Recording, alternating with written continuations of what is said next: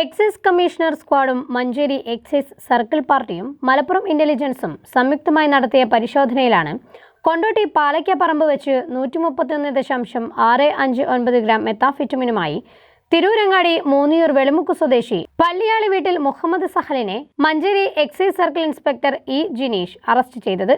മയക്കുമരുന്ന് കടത്താൻ ഉപയോഗിച്ച മാരുതി റിറ്റ്സ് കാറും മയക്കുമരുന്ന് വിറ്റുവകയിലുണ്ടായിരുന്ന 27,000 രൂപയും കണ്ടെടുത്തു. കാലിക്കറ്റ് യൂണിവേഴ്സിറ്റി, കാലിക്കറ്റ് എയർപോർട്ട് പരിസരങ്ങളിൽ മയക്കുമരുന്ന് കച്ചവടം നടത്തിവരുന്ന സംഘത്തിലെ പ്രധാനിയാണ് പ്രതി.